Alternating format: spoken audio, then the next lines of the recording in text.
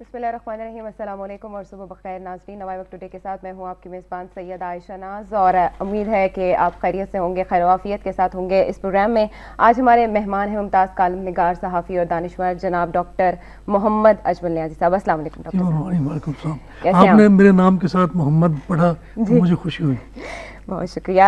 नाज़रीन, आज के मेहमान डॉक्टर अजमल नियाज़ी साहब से हम तबसरे और तज़किया लेंगे जो आज अखबार में छपी खबरें हैं उनके हवाले से। हम सबसे पहले आगाज़ करेंगे हम कलाम रब्बानी से। कलाम रब्बानी में आज लिखा है कि मुनाफिकीन और यहूद की मिसाल शैतान की सी है जो पहले इंसान को कहता है इनकार कर दे, और जब वो इनकार कर देता है तो शैतान कहता है मेरा तुझसे कोई वास्ता नहीं, मैं तो डरता हूँ अल्लाह से जो रब्बुल आलमीन है। फिर उन दोनों यानी शैतान और उसके चेले का अंजाम ये होगा कि दोनों आग में डाले जाएंगे और इसमें हमेशा जलते रहेंगे और यही जालिमों की सजा है। यानी यहूद और मुनाफिकीन की बात की गई है जो कि मुसलमानों के कभी दोस्त नहीं हो सकते, लेकिन हम यहाँ पर दोस्ताना ताल्लुकात के लिए मारे मारे जाते हैं। जो जालिमों की सजा, जालिम कोई भी हो जी, वो शैतान का दोस्त है और उसका अंजाम यही होगा जो यहाँ पढ़ा गया है आपने। इंशाल्लाह इंशाल्लाह। नाज़रीन, आगाज करते हैं आज नवाए वक्त में जो छपी हैं खबरें, और सबसे पहले जो लीडिंग स्टोरी है वो है वज़ीर आज़म पर तौहीन अदालत के हवाले से जो फर्द जुर्म आयद की गई है। तौहीन अदालत केस में सुप्रीम कोर्ट पेशी, फर्द जुर्म आयद, वज़ीर आज़म का इल्ज़ामात तस्लीम करने से इनकार। कहना है वज़ीर आज़म का कि इल्ज़ामात का दिफा करूंगा। सुप्रीम कोर्ट ने अटॉर्नी जनरल को प्रोसिक्यूटर मुकर्रर कर दिया। 16 फरवरी तक दस्तावेज़ात जमा कराने का हुक्म। वज़ीर आज़म को 27 फरवरी तक शहादतें पेश करने की हिदायत और हाजिरी से मुस्तस्ना करार दे दिया गया। अजमल नियाज़ी साहब, हम देख रहे हैं कि यहाँ पर ना एक वो क्या कहते हैं दुनिया गोल है कि अगर जो चूहा है वो बिल्ली से डरता है, बिल्ली जो है वो कुत्ते से डरती है, कुत्ता मालिक से डरता है, मालिक जो है वो बीवी से डरता है और बीवी फिर चूहे से डरती है। अब हम ये देख रहे हैं कि गवर्नमेंट भी यही खेल खेल रही है और कहा जा रहा है कि अगर सदर यानी वज़ीर आज़म गिलानी को सदर के इस्तिस्ना के मामले पर सजा होती है तो सदर आसिफ अली जरदारी ही वो सजा माफ कर देंगे। नहीं, ये गलत है। मैं समझता हूँ कि इस तरह मुमकिन नहीं होगा और ये होना भी नहीं चाहिए, क्योंकि वज़ीर आज़म अगर सियासी शहीद बनना चाहता है जी तो फिर ये क्या है, तो ये तो फिर बुज़दिली है। मैं समझता हूँ कि सुप्रीम कोर्ट नाअहल करार दे रही है वज़ीर आज़म को। वज़ीर आज़म तो पहले से नाअहल है, वो तो उसके अंदर अहलियत होती तो इस मुल्क का ये हाल तो ना होता जो पिछले 4 वर्षों में हो गया है। इसमें रमीज़ा निज़ामी ने रिपोर्ट भी एक लिखी है बहुत खूबसूरत, और वो रिपोर्ट मैं समझता हूँ कि बहुत अच्छी है कि रोस्ट्रम में खड़ा किया गया वज़ीर आज़म को, जिस तरह मुलज़मों को खड़ा किया जाता है, जिस तरह उन लोगों को जो जिन पर फर्द जुर्म आयद होती है खड़ा किया जाता है। लेकिन कमर ज़मान कायरा को तो बहुत दुख हुआ इस बात से, अफसोस भी हुआ। ये गलत है। कमर ज़मान कायरा को ये सोचना चाहिए कि ये इल्ज़ाम जो है वो कब से लग रहा है वज़ीर आज़म पर और वज़ीर आज़म इसको डिनाई कर रहा है। तो मेरा ख्याल है ये ज़रदारी की सियासत है और वज़ीर आज़म को कुर्बानी का बकरा, बल्कि मैंने कहा था जी इसको कुर्बानी की बकरी बनाया जा रहा है बेचारे को। जी, इंटरेस्टिंग बात है आपके कॉलम में। जी हाँ, तो यानी इसमें एक और बात बड़ी दिलचस्प है कि कहा गया कि ये कार्ड्स जो जारी किए गए हैं ये सिर्फ बालगों के लिए हैं। तो मैं ये सोचता हूँ कि ये जियाले जो हैं ये कब बालिग होंगे। जी अच्छा, अब वज़ीर आज़म को फिर एक बार शहादतें पेश करने को कहा गया। वज़ीर आज़म ने कहा कि इल्ज़ामात का दिफा करेंगे। उसके बाद वज़ीर आज़म इल्ज़ामात का जब दिफा करेंगे, अदालत जो है उसको एक्सेप्ट करती है कि नहीं करती, नया वज़ीर आज़म आएगा उसको भी अगर ये कहा जाएगा, अब नए वज़ीर आज़म के हवाले से भी बात हो रही है, अब नया वज़ीर आज़म लिखेगा या नहीं लिखेगा, सदर के इस्तिस्ना का मामला है और अवाम को एक दायरे में घुमाया जा रहा है जिसका कोई कोना नहीं है, कोई सुराग नहीं है। जी, ये ताख़ीरी हरबे हैं। अच्छा, और मेरा ख्याल है कि डिलेइंग टैक्टिक्स के जरिए ये बचना चाहते हैं, वक्त पूरा करना चाहते हैं। हाँ जी। अब सियासी शहादत क्या है, मैं समझता हूँ कि अपनी मुद्दत तकरीबन पूरी कर ली है वज़ीर आज़म ने हुकूमत की, तो वो क्या कुर्बानी दे रहा है। कुर्बानी की कहानी में इसका नाम कभी नहीं आ सकता, क्योंकि मैं समझता हूँ कि उसने जो ऐश इशरत करनी थी, जो हुकूमत करनी थी, जो हुकूमत करना इसको नहीं आता, वो तो उसने कर ली। तो अब क्या इसमें सवाल क्या रह गया। फिर मैं ये बात करता हूँ आयशा बीबी कि यानी सुप्रीम कोर्ट को भी कुछ सोचना चाहिए कि पिछले 2 साल से उन्होंने इस मामले को लटकाया हुआ है। देखें, मैं तो कानूनदान नहीं हूँ, लेकिन वाक़या सिर्फ इतना है कि ख़त लिखना है, वो कहते हैं नहीं लिखना है। अल्लाह खैर, इसमें दलीलों और गवाहियों और जवाबात पेश करने की क्या बात है। और खुद चीफ जस्टिस का कहना है justice delayed is justice denied. बिल्कुल कि बिल्कुल सही आपने ये बात की कि जो इंसाफ में ताख़ीर है वो भी इंसाफी है। जी बिल्कुल। तो क्या 2 साल से आपने पूरी कौम को लटकाया हुआ है, इससे अवाम का तो कोई मफाद वाबस्ता नहीं है ना। اور اس کو نہ کہا جا رہا ہے کہ یہ حق اور سچ کی بات ہے. اب قاسم گیلانی جو وزیر اعظم کے صاحبزادے ہیں ٹویٹر پر پیغام میں لکھتے ہیں کہ حق دی خاطر سچ دی خاطر گیلانی لڑیا سب دی خاطر. مطلب صدر مملکت کا نام سب رکھ دیا ہے اور جو کرپشن ہے اس کا نام حق سچ رکھ دیا ہے. اچھا, اس میں جب نواز شریف سے سوال کیا گیا کہ کرپشن میں جو شہادت کی بات کر رہی ہے آج کل جیسے حکومت کر رہی ہے سیاسی شہید ہونے کی, تو ان کا کہنا تھا کہ کرپشن کی بھینٹ چڑھنے والوں کو شہادت کا درجہ نہیں ملے گا. استثناء کے پیچھے چھپنے کے بجائے قوم کا پیسہ واپس لایا جائے. وزیر اعظم نے آئین کی پاسداری کا حلف اٹھایا ہے. انہیں عدالتی فیصلے کے مطابق سوئس عدالت کو خط لکھنا چاہیے. سپریم کورٹ کے فیصلوں کو سبوتاژ کرنے کی کوششیں کسی صورت برداشت نہیں کریں گے. کیا واقعی نواز شریف کسی صورت برداشت نہیں کریں؟ جی میں اس بات کے لیے جواب دیتا ہوں. پہلے آپ نے وزیر اعظم گیلانی کے بیٹے کا ایک پیغام جو ہے پڑھا, یعنی آصفہ بھٹو زرداری نے بھی ایک پیغام دیا ہے, بختیور بھٹو زرداری نے بھی ایک پیغام دیا ہے, اور انہوں نے کہا ہے کہ ہم فخر کرتے ہیں وزیر اعظم گیلانی پر. وزیر اعظم گیلانی کے پاس فخر کرنے کے لیے کیا ہے؟ ایسے آدمی پر فخر کیا جا سکتا ہے؟ آصفہ بھٹو ہماری بیٹی ہے اور ہمارے صدر کی بیٹی ہے, پوری قوم کی بیٹی ہے, تو اس کو اس طرح تو نہیں کہنا چاہیے تھا کہ چیف ایگزیکٹو تو وزیر اعظم گیلانی ہے. کبھی آصفہ بھٹو نے وزیر اعظم گیلانی سے پوچھا کہ میری ماں کے قتل کا کیا بنا؟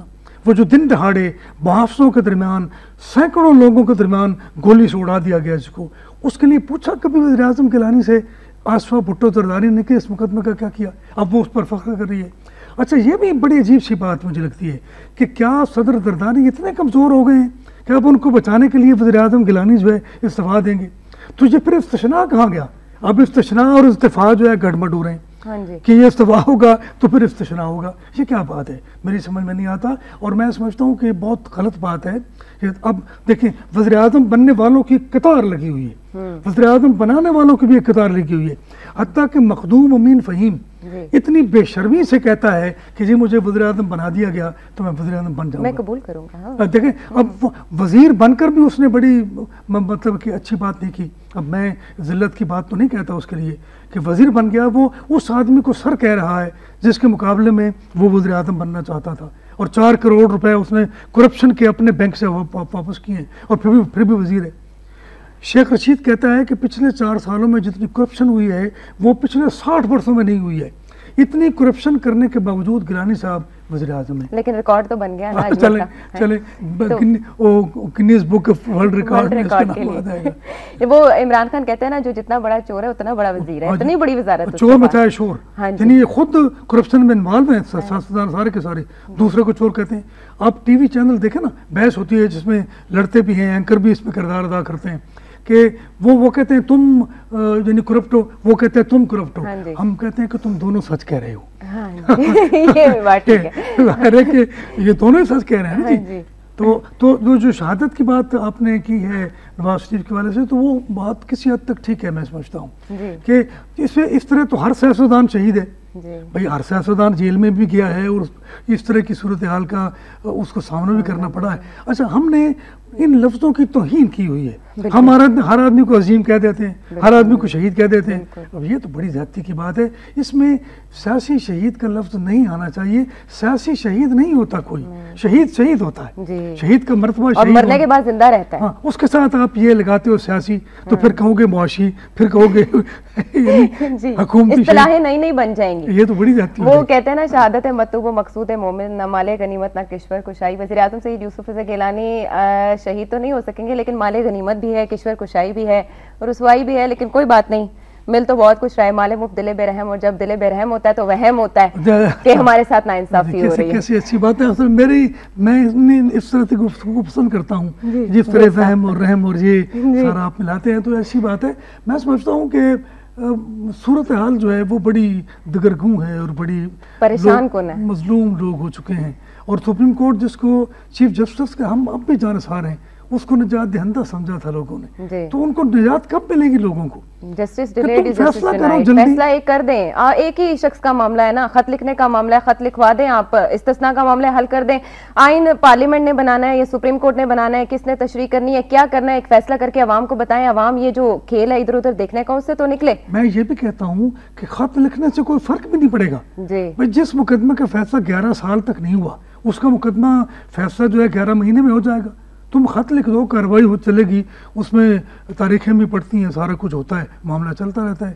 تو اس میں صرف عدالت جو ہے, یہ ہماری حکومت جو ہے, یہ اداروں سے تصادم کا ایک معاملہ چلا رہی ہے. فوج سے بھی تصادم کیا, نواز شریف یعنی سیاست کے ساتھ بھی تصادم کیا, سپریم کورٹ کو بھی ذلیل کیا.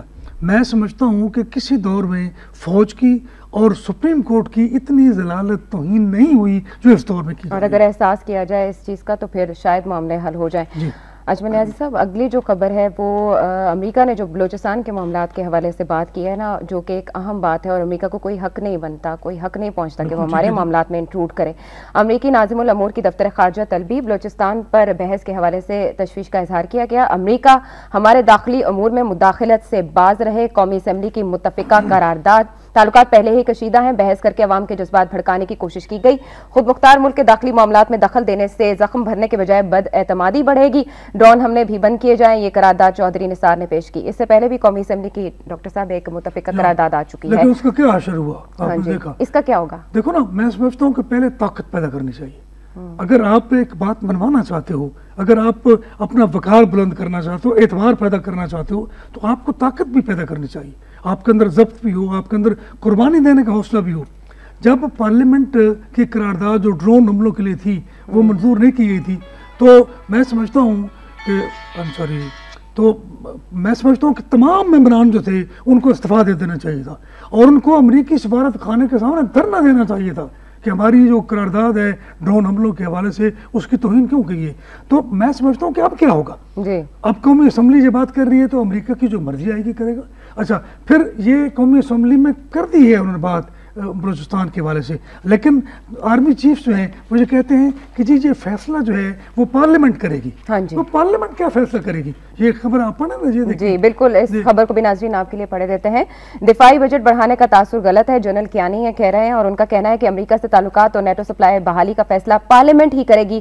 ہمارا دفاعی بجٹ 70 نہیں صرف 18% ہے. یہ تاثر غلط ہے کہ پاکستانی لڑاکا طیارے نیٹو کے جہازوں کو نشانہ بنانے کی صلاحیت نہیں رکھتے. آرمی چیف دیکھیں نا, یہ بات میں سمجھتا ہوں کہ آرمی کے لیے, آرمی نے کچھ غلط باتیں بھی کی. مثلا میں آرمی کی سیاست میں حصہ لینے کے حق میں نہیں ہوں, لیکن اس کے باوجود آرمی پر کچھ فرض عائد ہوتا ہے کہ وہ سرحدوں اور نظریاتی سرحدوں اور ملک میں جو داخلی انتشار ہے اس کے لیے بھی مدد کرے.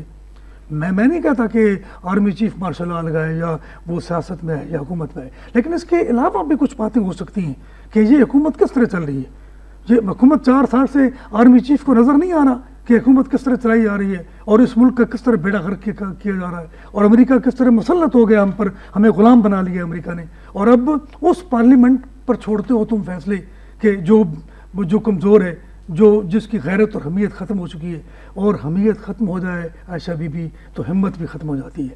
ہمت وہی کر سکتا ہے جس میں کچھ حمیت ہوتی ہے, جس میں کچھ غیرت ہوتی ہے. تو ان لوگوں کو میں سمجھتا ہوں یہ ڈٹ جائیں.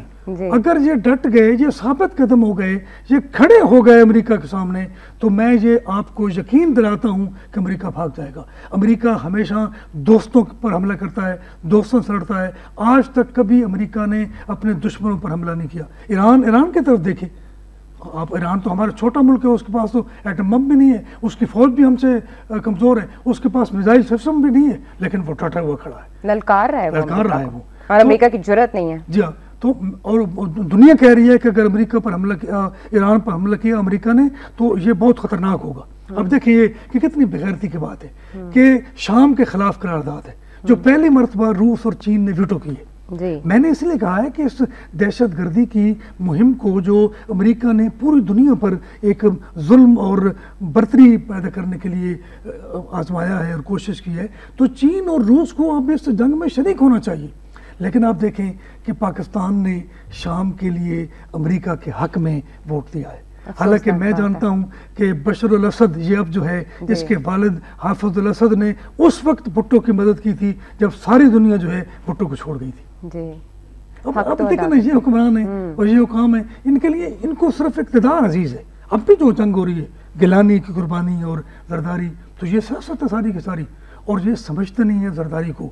زرداری بڑا شاطر آدمی ہے, اور شاطر تو کچھ نہ کچھ ہر سیاستدان ہوتا ہے, مگر وہ زرداری کے سامنے ہار گئے ہیں, یہ ماننا پڑے گا. اس نے تمام سیاستدانوں کو شکست دی ہے, اس نے آرمی کو بھی ذلیل کیا ہے, اس نے سپریم کورٹ کے لیے بھی ایک توہین آمیز رویہ جو ہے وہ اختیار کیا ہوا ہے. لیکن ڈاکٹر صاحب واپس کی جنگ میں بلوچستان کے مسئلے کو, جو کہ بہت سنگین ہو چکا ہے, اس کو اگنور کیا جا رہا ہے. اب فوری طور پر اس مسئلے کا حل کیا ہونا چاہیے؟ کس کو اس طرف توجہ دینی چاہیے؟ سیاستدانوں کو توجہ دینی چاہیے, اور میں سمجھتا ہوں کہ اس معاملے میں ہماری فوج جو ہے اس کو بھی الرٹ رہنا چاہیے, کیونکہ بلوچستان پر نظر ہے امریکہ کی, اور امریکہ ایسے علاقے پر حملہ کرتا ہے جہاں وسائل ہوتے ہیں, ان وسائل پر وہ قبضہ کرتا ہے. بھئی عراق پر حملہ کرنے کی کیا ضرورت تھی؟ لیبیا کو ذلیل کرنے کی کیا ضرورت تھی؟ وہاں کے تیل پر نظر تھی امریکہ کی. اور بلوچستان میں تو سونے کی کانیں بھی ہیں, بلوچستان میں تو اور بھی دھاتیں اور کاپر اور پتہ نہیں کیا کیا, چاہے سوئی گیس اور تیل, یعنی ایران کے تیل سے زیادہ تیل جو ہے وہ ہمارے بلوچستان میں موجود ہے. اور بلوچستان عوام جو ہیں وہ پاکستان سے جدا نہیں ہونا چاہتے. ان کو معلوم ہے کہ پاکستان میں جو ہماری عزت اور وقار ہے وہ کسی دوسرے ملک میں نہیں ہوگی, اور علیحدہ ایک ملک بننے میں بھی نہیں ہوگی. اور علیحدہ ملک بننے کے بعد امریکہ وہاں پر مسلط ہو جائے گا, امریکہ وہاں پر جو چاہے گا کرے گا, جس طرح اس نے عرب امارات میں کیا ہوا ہے. عرب امارات میں قطر جو ہے وہ امریکہ کا اڈا ہے, اور قطر سے ہی وہ کنٹرول کر رہا ہے مشرق وسطیٰ کو. اور دیکھیں نا آپ, طالبان سے مذاکرات جو ہیں وہ بھی قطر میں ہو رہے ہیں. پاکستان کے ساتھ مذاکرات, وزیر اعظم پچھلے دنوں قطر گئے تھے تو اسی لیے گئے تھے. تو یہ امریکہ کی غلامی یہ جب تک نہیں چھوڑیں گے تو نہیں, میرا نہیں خیال کہ دیکھیں یہ بلوچستان کے سرداروں کی حمایت کرتے ہیں. بھئی بلوچستان کے عوام کی حمایت کرو تاکہ ان کو پتہ چلے کہ پاکستانی حکام جو ہیں وہ ہمیں دے رہے ہیں, ہاں ہماری مدد کر رہے ہیں. وہاں اسکول بنائے جائیں, سڑکیں بنائی جائیں, ہسپتال بنائے جائیں, بجلی دی جائے. سوئی گیس جہاں سے نکلتی ہے وہاں ان کو نہیں دی جاتی سوئی گیس, یہ بکتی کو اور یہ دوسرے مینگل کو. اچھا یہ لوگ وزیر اعلیٰ بھی رہے, یہ لوگ گورنر بھی رہے بلوچستان کے, تو تب تو انہوں نے بلوچستان کے لیے کچھ نہیں کیا. اور جب ان کے پاس حکومت نہیں ہوتی تو یہ شور مچانا شروع کر دیتے ہیں. اب بھی جو باہر بیٹھے ہوئے لوگ ہیں وہ بکتی ہیں, وہ ہمتاخ بکتی ہے جو بکت اکبر بکتی کا پوتا ہے, وہ بیٹھا ہوا ہے باہر. تو یہ لوگ جو ہیں ان سے بچا جائے اور بلوچستان کے عوام کے ساتھ رابطہ رکھا جائے اور عوام کی سہولت کے لیے کوئی بات کی جائے, تو میں سمجھتا ہوں کہ بلوچستان کا کوئی مسئلہ نہیں ہے, بڑی آسانی کے ساتھ اس مسئلے کو حل کیا جا سکتا ہے. اور بلوچستان بنگلہ دیش مشرقی پاکستان نہیں ہے, یہ آپ کی سرحدیں ملتی ہیں, آپ کی سپورٹ فوج کی جا سکتی ہے. وہاں تو 1000 میل کا فاصلہ تھا, اور وہ فاصلہ بھی درمیان میں ہندوستان کا تھا, وہاں تو آپ فوجی امداد نہیں کر سکتے تھے. تو بلوچستان کو خطرہ اس طرح بالکل ممکن نہیں ہے, لیکن آپ حالات ایسے کر دیں بلوچستان میں کہ جس میں کوئی بات رہ نہ جائے تو پھر کیا ہوگا. بلوچستان کے مسئلے پر سپریم کورٹ نے بھی نوٹس لیا اور کہا کہ امن و امان کی صورتحال وہاں بہتر بنائی جائے, لیکن اس کے باوجود وہاں پر بہتر نہیں ہوئی امن و امان کی صورتحال. اور جو باقی سہولیات کا آپ نے ذکر کیا, کوئی بعید نہیں ہے اس گورنمنٹ سے کہ وہ وہاں پر پہنچانے کے لیے تمام تر اقدامات کر سکتی ہے. گورنمنٹ کے لیے کچھ مشکلیں ہیں کہ وہاں کے ترقیاتی منصوبے شروع کرے, بلوچستان کے لوگوں کی حالت بدل دے, انہیں کوئی شکایت ہی نہ ہو, لیکن اس کے لیے صحافیوں کو بھی اپنا کردار ادا کرنا چاہیے, جو طلباء ہیں ان کو بھی اپنا کردار ادا کرنا چاہیے, سول سوسائٹی کو بھی اپنا کردار ادا کرنا چاہیے. اور بلوچستان ایک ایسا خطہ ہے جس کی وجہ سے پاکستان کا وجود خوبصورت ہے, ہماری تکمیل بلوچستان سے ہے. ٹھیک ہے, دیکھیں نا میں سمجھتا ہوں کہ یہ حالات خود بخود بگاڑے جا رہے ہیں. جی سندھ میں بھی, سرحد میں بھی, دیکھیں نا سرحد میں اسفندر ولی جو ہے وہ اس کی پارٹی کو بنا رہے جو اینٹی پاکستان تھے. سندھ میں بھی یہ حال ہو رہا ہے, ٹارگٹ کلنگ رکتی نہیں ہے. تو آپ نے کہا کہ سپریم کورٹ نوٹس لیا, سپریم کورٹ نے کون سا نوٹس لیا ہے جس پر عمل کیا گیا ہے؟ وہ بابر امان کا شعر پھر یاد آ جاتا ہے نا اس موقع پہ, ککھ نہ ہلیا. تو پھر یہ میں بڑے ادب سے یہ بات کر رہا ہوں کہ عدالت کو اب اپنا کردار ادا کرنا چاہیے, عدالتی قیادت. یہ دیکھیں نا, ہم لوگوں نے سپریم کورٹ کے چیف جسٹس کو کہا تھا کہ چیف تیرے جانثار بے شمار بے شمار, ان بے شماروں میں ہم بھی تھے اگرچہ ہم کسی شمار کردار میں نہیں ہیں, لیکن اس کے باوجود تھے. تو انہوں نے سیاستدانوں کو چھوڑ دیا, جرنیلوں پر اعتبار نہیں کیا, انہوں نے چیف جسٹس پر اعتبار کیا. چیف جسٹس کو نجات دندہ کہا, تو وہ نجات کب ملے گی ہمیں بھائی؟ وہ کون دے گا؟ نہ سیاستدان دیتے ہیں, نہ جرنیل دیتے ہیں, نہ جج نجات دیتے ہیں. تو جن نجات دینے کے لیے کون آئے گا؟ جی بالکل, کوئی تو حق شناس ہو یا رب, ظلم کو ناروا کہے کوئی. ناظرین ایک اور اہم خبر ہے جس میں لاپتہ افراد کے اس کے حوالے سے ہم بات کریں گے, لیکن یہاں پر وقت ہوا چاہتا ہے بریک کا, آپ ہمارے ساتھ رہیے.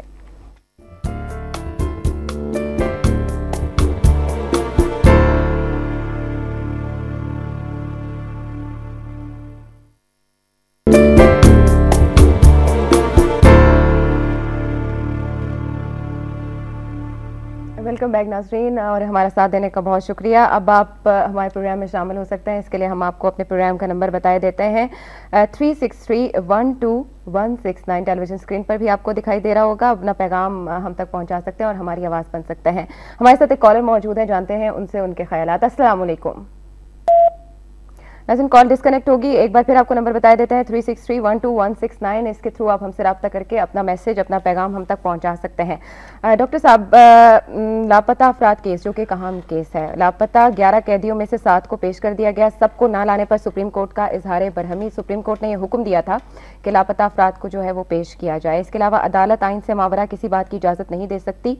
कैदियों की हालत देखकर अल्लाह से डर रहा हूँ, चीफ जस्टिस के ये बयानात हैं। और तमाम कैदी चीफ सेक्रेटरी खैबर पख्तूनख्वा के सपुर्द कर दिए गए। जो एक क्वेश्चन आम आदमी के भी जहन में उभरता है, इस तस्वीर के कितने रुख हैं? ये मैं कहता हूँ जी बड़ा अंदोनाक वाक़या है कि अपने ही मुल्क के लोगों को तुमने पकड़ पकड़ कर अमेरिका को दे दिया और अपने ही लोगों को पकड़ के तुमने ये हाल कर दिया। वो यानी चीफ जस्टिस कह रहे हैं मैं खुदा से डरा हूँ, लेकिन ये डरे हुए लोग हैं। ये डरे हुए लोग खुदा से नहीं डरते। ये डरे हुए लोग हैं लेकिन खुदा से नहीं डरते। ये अजीब व गरीब मखलूक है। अच्छा, ये कौन है? ये किसके दुश्मन है? ये पाकिस्तान के दुश्मन नहीं है, ये अमेरिका के बनाए हुए दुश्मन हैं और दहशतगर्द हैं, जिनके साथ हमारे असास अदारे जो हैं वो ये सलूक कर रहे हैं। तो मैं समझता हूँ कि वो कहते हैं जी ग्वांतानामो जेल में कैदियों के साथ बुरा सलूक किया गया, बगराम जेल जो अफगानिस्तान की है वहाँ, तो यहाँ क्या हो रहा है? क्या ये कैदी जो हैं वो आफिया सिद्दीकी से ज़्यादा उन पर जुल्म नहीं हुआ? आफिया सिद्दीकी पर कितना जुल्म हुआ? वो हमारी बेटी थी, हमारी बहन थी, उसको पकड़ कर दे दिया इन्होंने। तो ये कौन लोग हैं? इनके लिए एक अमेरिकी ने कहा था कि ये लोग इतने बेगैरत हैं कि $1 के बदले अपनी माँ बेचते थे। तो ये कितनी अफसोस की बात है, कितने जुल्म और कितनी बेगैरती की बात है। मैं समझता हूँ कि ये बड़ी ज्यादती है। पहले सोचो तो सही कि ये कौन लोग हैं। ये आपके अपने लोग हैं। ड्रोन हमले किस पे होते हैं भाई? वो पाकिस्तानियों पे होते हैं। और 2-4 लोग, अगर कोई एक आदमी मर भी गया जो दहशतगर्द था या उनकी तालिबान की मूवमेंट में शामिल था, लेकिन वो बच्चे, क्या वो बच्चे दहशतगर्द थे? वो औरतें, क्या वो औरतें दहशतगर्द थी? यानी इतना जुल्म जो है वो मुनासिब नहीं है। जो जुल्म इस जमीन पर जो जुल्म हो रहा है, खुदा की कसम दुनिया में किसी जमीन पर इतना जुल्म नहीं हो। और ये बड़ी ज्यादती की बात है। और उन लापता कैदियों को देखकर लोगों का हाल इतना बुरा हुआ जिसका आप अंदाजा नहीं। इस हवाले से डॉक्टर साहब मजीद भी बात करेंगे। हमारे साथ उमैर हैं इस वक्त, उनसे जानते हैं क्या कहना चाहते हैं। अस्सलाम वालेकुम उमैर। वालेकुम सलाम जी। मेरा आपको भी और नियाजी साहब को भी अस्सलाम वालेकुम। जी वालेकुम सलाम। मैं ये कहना चाहता हूँ कि 2 बातें हैं, मैं जरा मुख्तसर करके करता हूँ। एक तो ये है कि जो पाकिस्तान में बसने वाली, जिसे हम अवाम कहते हैं, उसमें 40% लोग मेरी या डॉक्टर साहब वाली सोच रखने वाले हैं। 60% अवाम बेहिस, बेशरम और बेशर्मी की इंतहा को पहुंची हुई है। वो इनको पीर मानती है, इनके पांव चूमती है, इन्हीं को सलाम करती है, इन्हीं को वोट देती है। हमें मेहनत करके इस 60% अवाम में से कुछ लोग तोड़ के उनको गैरत दिलानी होगी। तो यकीन करें ये जरदारी, ये अल्ताफ, ये असफंयार वाली कभी मुंतखब नहीं होंगे। बहुत शुक्रिया आपका उमैर। अब हमारे साथ मौजूद है मोहम्मद जावेद। अस्सलाम वालेकुम। वालेकुम अस्सलाम जी। जी नईर साहब से बात करनी है। जी जी फरमाइए। हेलो जी जी फरमाइए। अस्सलाम वालेकुम। जी वालेकुम सलाम। नईर साहब, ये बस मीडिया पे सियासतदानों को तो टाइम दिया जाता है। मैंने गिला भी किया जब आपके कॉल में लाई ना, तो अवाम को भी टाइम दिया करें। ये है कि जब भी टीवी ऑन करते हैं ना, ठीक है, तो ये सियासतदानों को बेवकूफ बना रहे होते हैं।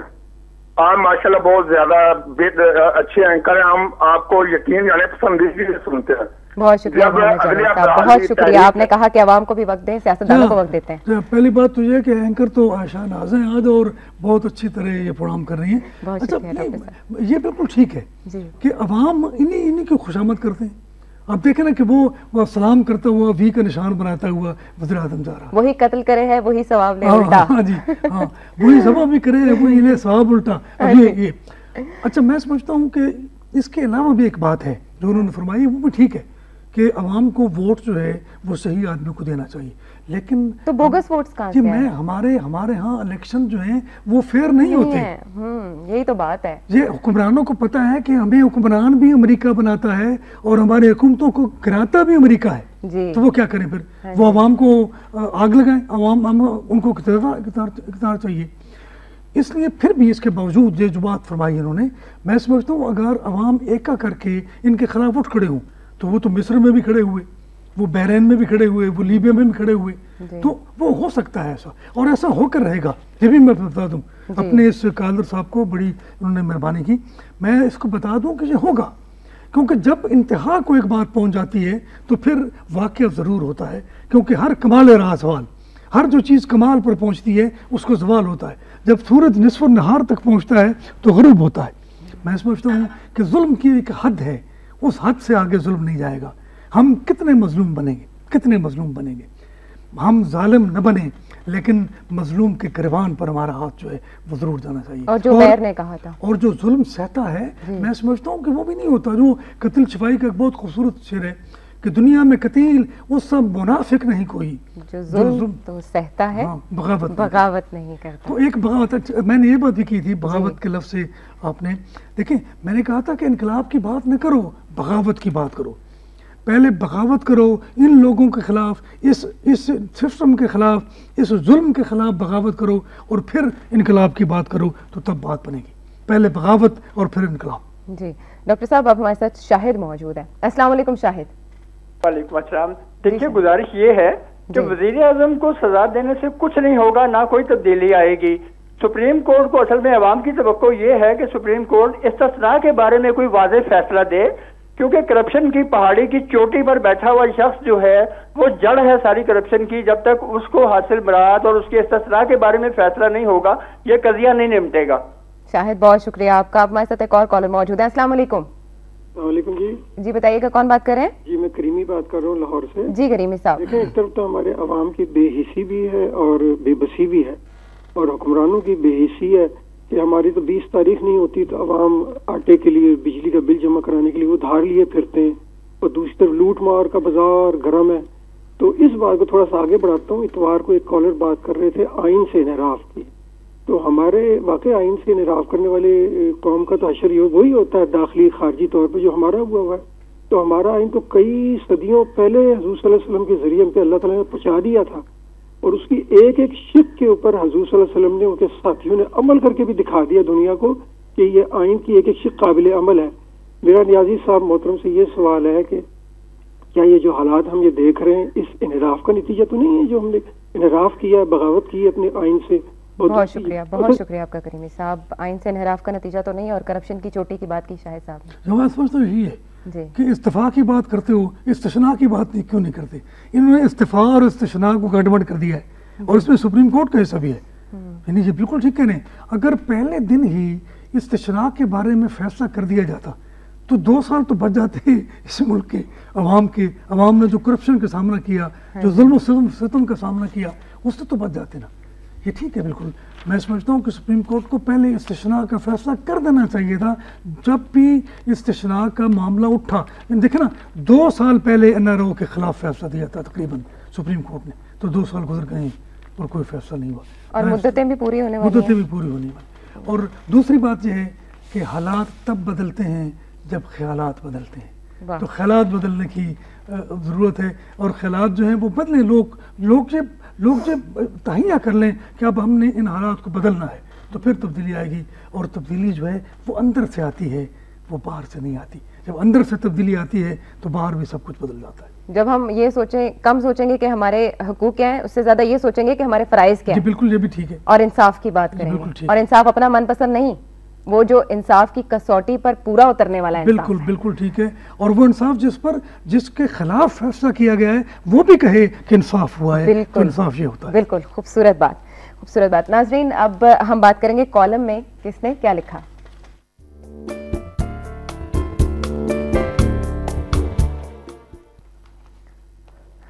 ناظرین کالم میں ڈاکٹر محمد اجمل نیازی صاحب بے نیازیاں کے عنوان کے تحت لکھتے ہیں، اور ٹاپک ہے آج کا آصفہ بھٹو زرداری کے لیے فخر کا مقام۔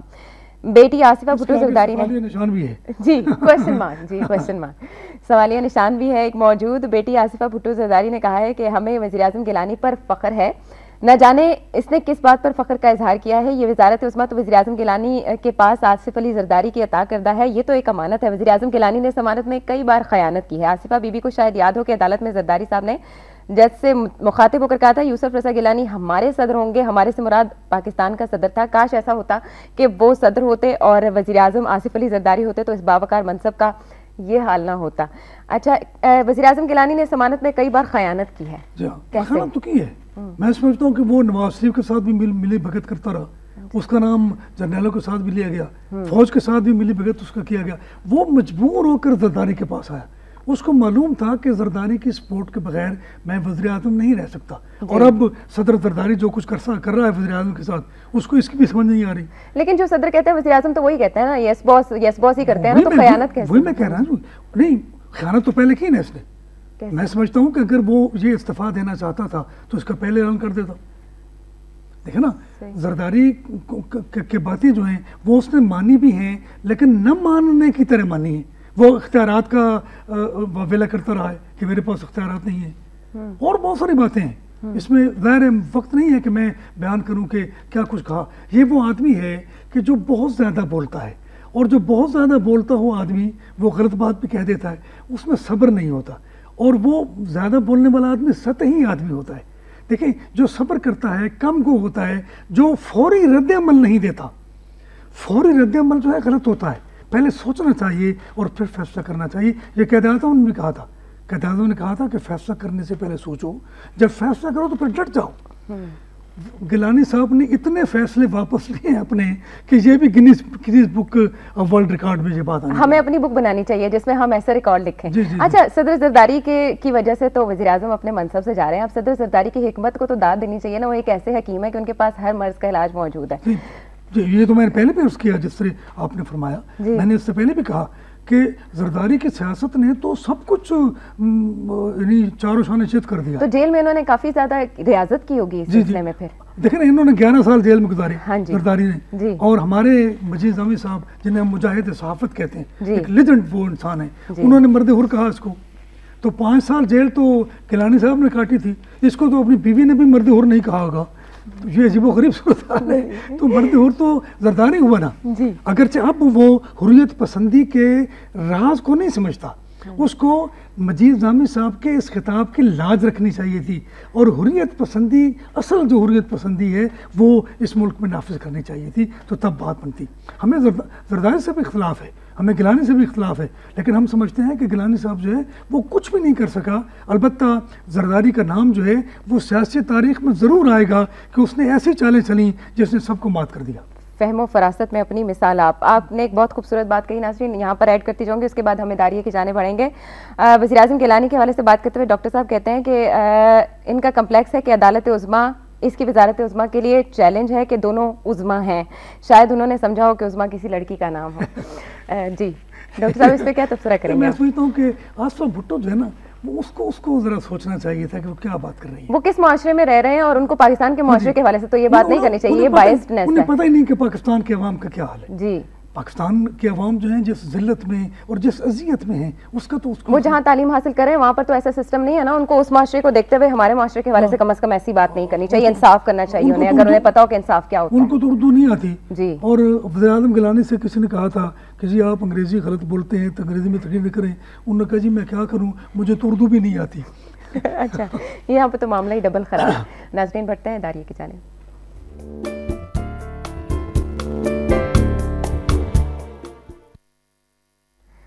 ناظرین, اب اداریہ کے میں بات کریں گے ہم توہین عدالت کیس کے حوالے سے, جو کہ آج کل ایک اہمیت کا حامل کیس ہے, جس میں وزیراعظم پر فرد جرمائد اور 27 فروری تک شہادتیں پیش کرنے کی مہلت دی گئی ہے. بہتر ہوگا کہ غیر یقینی کی فضا مناسب وقت میں ہی ختم کر دی جائے.